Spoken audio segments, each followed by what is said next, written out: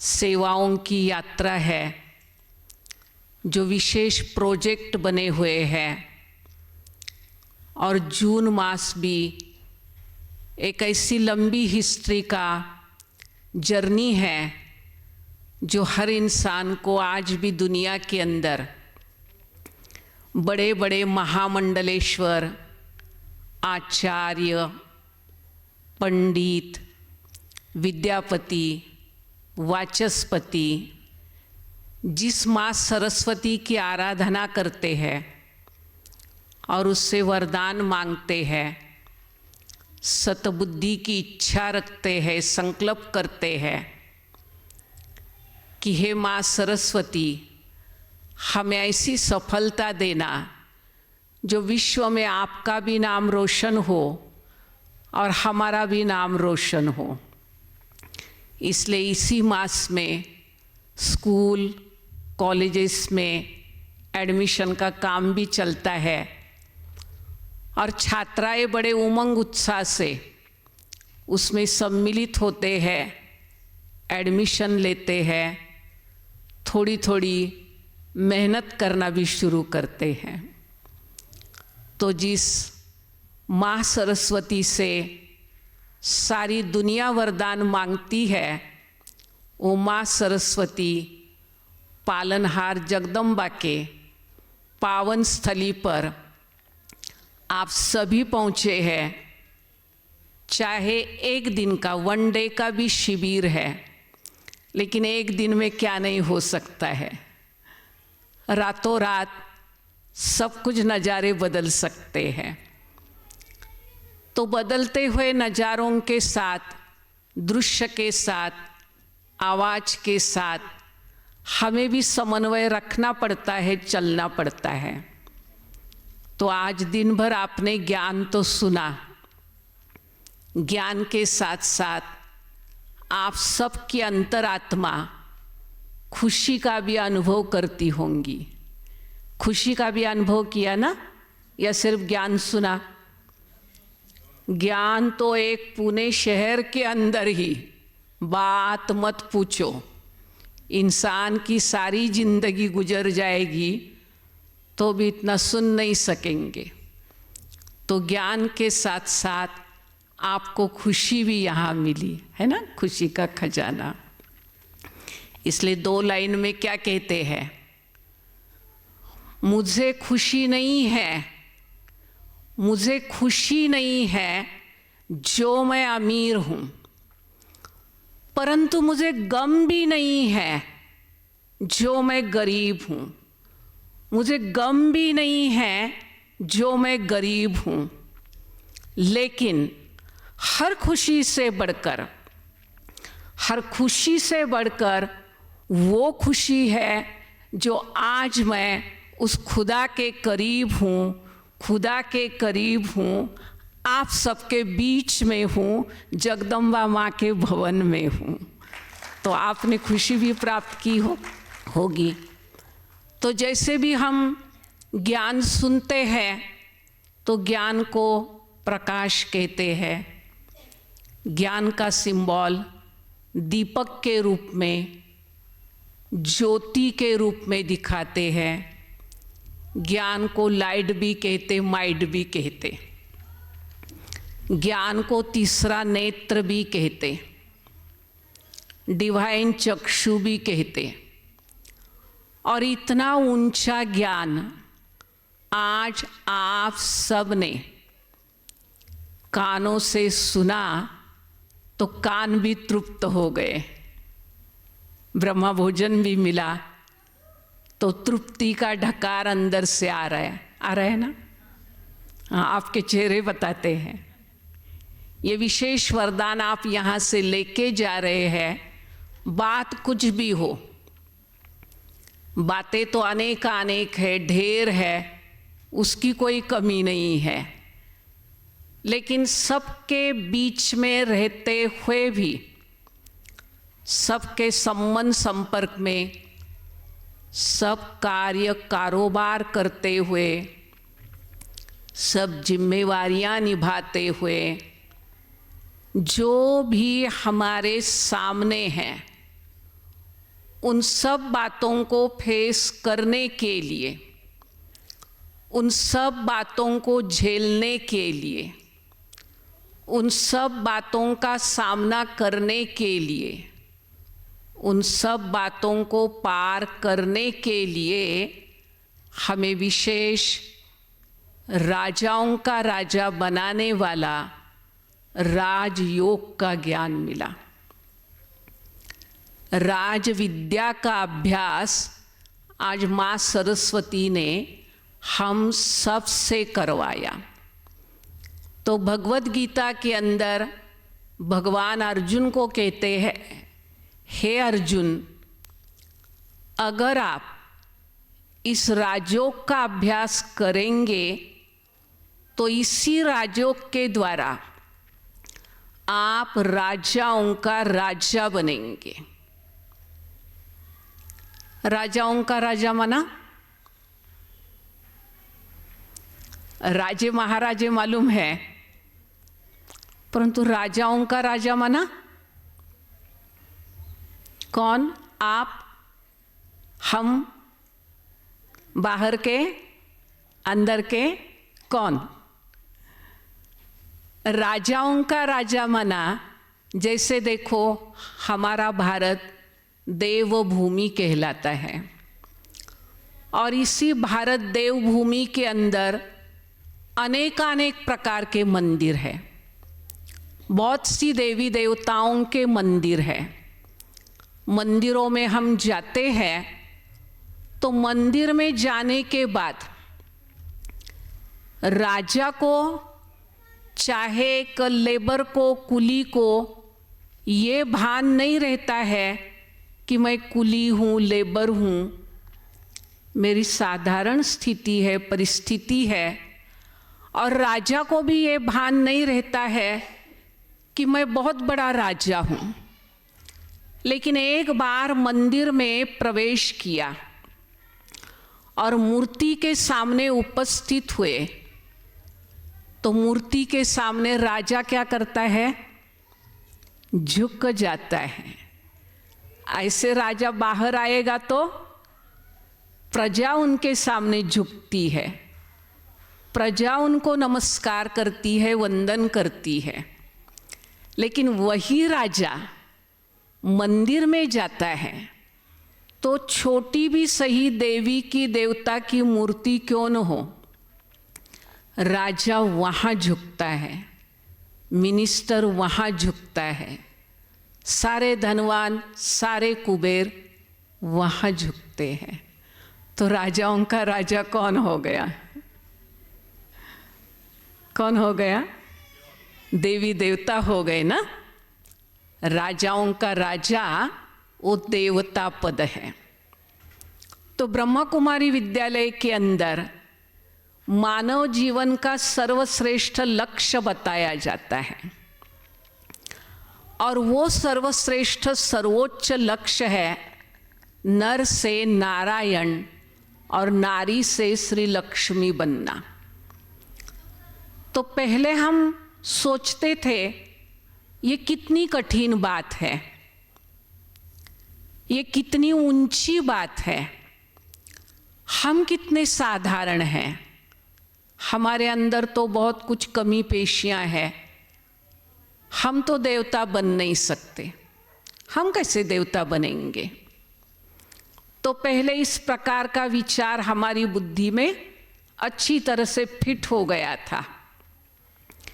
अब जब यहाँ आप मेडिटेशन सीखते हैं या उसका ज्ञान प्राप्त करते हैं तो ज्ञान के आधार पर हमें समझ मिली। समझ क्या मिली? अगर एक साधारण मनुष्य ईश्वरीय ज्ञान, गॉडली वर्शन सुनता है, स्टूडेंट लाइफ में चलता है और ज्ञान सागर परमात्मा ने दिया हुआ जो ज्ञान है, जो कहाँ भी शास्त्रों में नहीं है, जो कहाँ भी दुनिया में कोई नहीं दे सकता है, आज तक किसी ने उस टाइप का ज्ञान नहीं बताया है जो हमारे जीवन के अंदर मन, बुद्धि और संस्कार, स्वभाव, चलन में पूरा परिवर्तन लाए, सकारात्मक परिवर्तन। तो ऐसा सकारात्मक परिवर्तन लाने वाला जो ईश्वरीय ज्ञान है वो हमें आज के दिन प्राप्त हुआ। तो कितनी ऊंची प्राप्ति का योग। दुनिया में योग शब्द यूज करते हैं। कोई भी ज्योतिषी होता है ना, तो लोग उसको अपना हाथ दिखाते हैं तो बताता है विवाह योग है, प्रवास योग है, धन लाभ का योग है, ऐसा योग है। तो योग शब्द ऐसे हमने कॉमन रीति से कितनी बार सुना है। अब यहाँ परमात्मा कहते हैं योगों का भी योग, जिसके आधार पर हमारी बुद्धि संपूर्ण विकसित होती है और हमारे संस्कारों में परिवर्तन आता है, हमारा चरित्र ऊंचा बनता है, हमारे आपसी संबंधों में सुधार आता है, दिव्य गुणों की धारणा होती है। हमारे जीवन की कई कठिन बातें, अज्ञान कहो, नकारात्मकता कहो, किसी को व्यसन कहो, कोई बुराइयां कहो, अवगुण कहो, आसुरी चलन कहो, वो सब मिट जाती है इसी एक राजयोग के ईश्वरीय ज्ञान के अभ्यास के द्वारा। और जब ऐसा ऊंचा ज्ञान हमें प्राप्त होता है तो हमें सिर्फ सुनने के लिए नहीं, लेकिन सुनने के बाद, सुनने के साथ साथ हमें जीवन में लागू करना है, जीवन में उसको उपयोग में लाना है। इस प्रकार की जीवन पद्धति हम बनाएंगे। ज्ञान के आधार पर जो विचार पद्धति, आहार पद्धति, जीवन पद्धति बन जाती है, वो है सबसे ऊंचा जीवन, श्रेष्ठ जीवन, पवित्र जीवन, आदर्श जीवन। तो आदर्श जीवन क्या होती है? आदर्श प्रवृत्ति मार्ग क्या होता है? हमें अपने विचारों पर किस प्रकार से कंट्रोल करना है, हमें जीवन के अंदर जो तन, मन, धन, समय, श्वास, भावनाओं की शक्ति, पूंजी जो अभी तक मेरे पास थी, उसको हमें कैसे वृद्धिगत करना है। उन शक्तियों को वृद्धिगत करते हुए पिता परमात्मा के कार्य के साथ उनको कैसे जोड़ देना है, ताकि हमें चक्र का भी ज्ञान मिला। कैसे सतयुग, त्रेता, द्वापर, कलयुग चक्र पूरा होने पर है, और जब चक्र पूरा होता है तो फिर नए सिर शुरू होता है ना। आज कौन सा दिन है? कौन सा दिन है? संडे है ना। फिर एक सप्ताह के बाद क्यों मंडे क्यों नहीं आ सकता है? मंडे क्यों नहीं आ सकता है? तो हर बात का एक साइकिल, एक चक्र, एक हिसाब निश्चित है।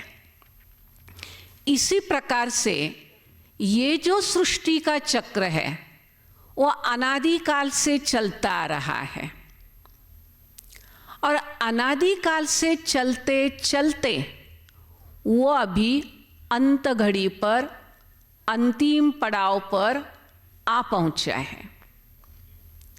तो अंत में क्या होता है? अंत में क्या होता है? दो बातें होती है ना।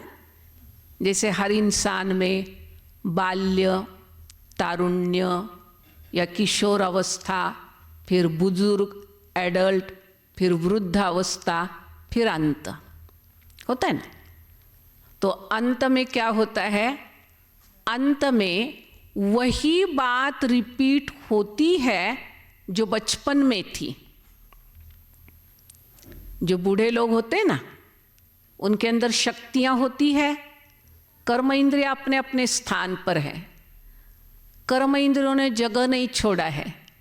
आंखें आंखों के स्थान पर है, हाथ हाथ के स्थान पर है, सभी कर्म इंद्रियां अपने अपने स्थान पर है।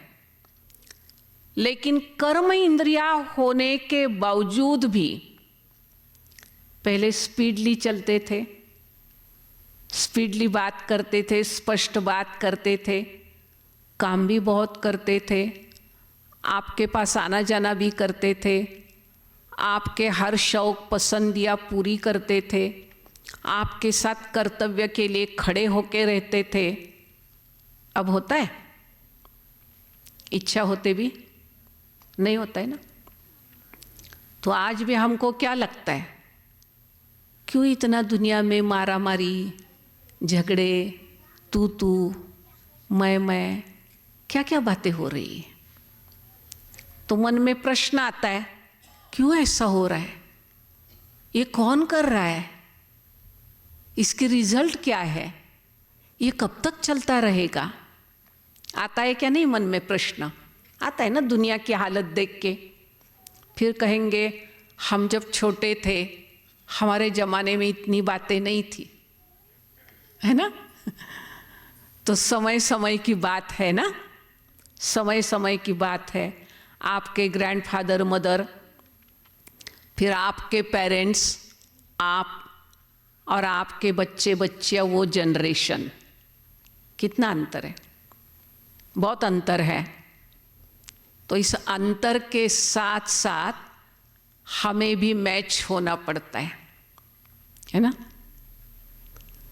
तो जो अंतिम समय है, अंत के बाद फिर है आदि। तो दोनों प्रकार की तैयारियां राजयोग करवाता है हमारे से। जो हमारी पुरानी बातें हैं, जिनके कारण तंग हुए, दुखी हुए, अशांत हुए, कुछ भी हुआ, उन सारी बातों को राजयोग की शक्ति से मिटा देते हैं। और जो नई बातें हैं, नवीन बातें हैं, नए युग की बातें हैं, नई दुनिया के अधिकार है, दैवी दुनिया के वरदान है, वो हम राजयोग के द्वारा प्राप्त करते हैं। तो हमारी अंतरात्मा की शक्ति, गुण, विशेषताएं, कलाएं सब बढ़ाने के लिए ये राजयोग मदद करता है। तो राजयोग के अंदर सर्व प्रकार के योग समाये हुए हैं। तो जब एक के अंदर सर्व प्रकार के योग समाये हुए हैं, तो इसका अभ्यास हमें रोजाना करना चाहिए, एक दिन नहीं। जैसे आप क्या करते हैं, रोज स्नान करते ना, या जुम्मे के जुम्मा रोज करते ना, भोजन, नाश्ता, चाय, दूध, कॉफी, जो कुछ है, एक्सरसाइज, किसको बीमारी की दवाइयाँ लेना है, रोज लेते ना। मतलब रोजाना का अभ्यास है ना अपने को। जैसे उन बातों का रोज का अभ्यास हमने अपने जीवन में स्व इच्छा से, स्व खुशी से लागू किया है, ताकि हमें उसका फायदा होता है। फायदा किसको होता है? स्वयं को ही फायदा होता है ना। ऐसे आपको स्व की पहचान मिली, स्व के साथ साथ वो जो सर्वशक्तिमान है उसकी, हमारे पारलौकिक पिता की पहचान मिली, समय की पहचान मिली। तो देखो, पहचान की आँख आपको एक दिन में मिल गई। तो आँख मिलने के बाद क्या होता है? सारी बातें एकदम स्पष्ट दिखाई देती है।